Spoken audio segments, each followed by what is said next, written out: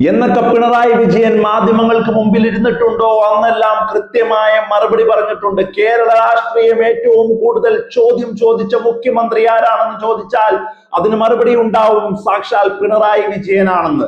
ഏതൊക്കെ പ്രതിസന്ധി ഘട്ടങ്ങളിലൂടെ കടന്നു പോയിട്ടുണ്ടോ അന്ന് മുഴുവനും മാധ്യമങ്ങൾക്ക് മുമ്പിൽ ഒരു കസേരയിട്ടിരിക്കുക, നമ്മൾ തുടങ്ങുകയല്ലേ എന്ന് പറഞ്ഞ അവസാന ചോദ്യവും ചോദിച്ച് അതിനുത്തരവും കൊടുത്തിട്ടല്ലാതെ പിണറായി എഴുന്നേറ്റ് പോകുന്ന ഒരു രീതി കേരള രാഷ്ട്രീയം കഴിഞ്ഞ 10 വർഷം കണ്ടിട്ടില്ല.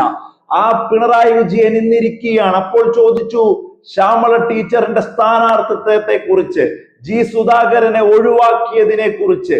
എല്ലാ മാധ്യമങ്ങൾ ഹിഡൻ അജണ്ടയോടുകൂടി മുഖ്യധാരാ മാധ്യമത്തിലെ മാധ്യമപ്രവർത്തകർ ചോദിക്കുമ്പോൾ പിണറായി പറയുകയാണ് 3 പ്രാവശ്യമാണ് ഞാൻ ജി സുധാകരനെ വിളിച്ചത്.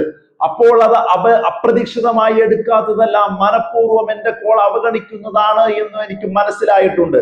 സുധാകരൻ വർഗവഞ്ചനയും രാഷ്ട്രീയ വഞ്ചനയും കാണിച്ചു എന്ന ഗോവിന്ദ മാസ്റ്ററുടെ പി ജയരാജന്റെ എല്ലാം കൃത്യമായ പ്രസ്താവനകളെ സാധൂകരിക്കുന്ന അനുകൂലിക്കുന്ന നിലപാട് തന്നെ പിണറായിയും പറഞ്ഞിരിക്കുന്നു എന്നുള്ളതാണ്.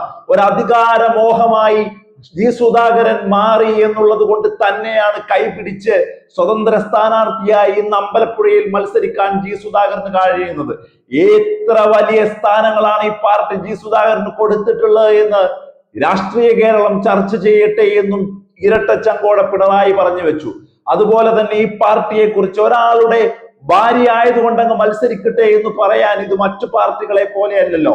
കൃത്യമായ ഒരു ഗ്രാജുവൽ ഓർഗാനിക് ഗ്രോത്ത് എടുത്ത് ഈ പാർട്ടിയുടെ ഒപ്പം വന്ന ഒരാളെ കൃത്യമായ ഇടപെടലുകൾ നേതൃത്വം നടത്തി അങ്ങനെയായി എടുക്കുന്നതാണ്. ഇവിടെ ശ്യാമള ടീച്ചറിനെ ഗോവിന്ദ മാസ്റ്ററുടെ ഭാര്യ ആയതുകൊണ്ട് സ്ഥാനാർത്ഥിത്വം കൊടുത്തു എന്നുള്ളതല്ല, ഒരാളുടെ ഭാര്യയായി പോയി എന്നതുകൊണ്ട് അവകാശമുള്ള സ്ഥാനാർത്ഥിത്വത്തെ എങ്ങനെ അവഗണിക്കാൻ കഴിയുമെന്നുള്ള സുപ്രധാനമായ ചോദ്യം കൂടിയാണ് പിണറായി ചോദിച്ചത് എന്നുള്ളതാണ്. അങ്ങനെ ഓരോ വിഷയത്തെക്കുറിച്ചും പിണറായി കൃത്യമായി പറഞ്ഞു വെച്ച ഒരു ഇന്റർവ്യൂ കൂടി രാഷ്ട്രീയ കേരളം ഇന്നത്തെ പകലിൽ ചർച്ച ചെയ്യുന്നുണ്ടെങ്കിൽ മറുപടിയില്ലാതായി പോകുന്ന പ്രതിപക്ഷത്തിന് കൃത്യമായ ചോദ്യങ്ങളും കൂടി അദ്ദേഹം അങ്ങനെ ചോദിച്ചു വെക്കുന്നു എന്നുള്ളത് കൂടിയാണ്.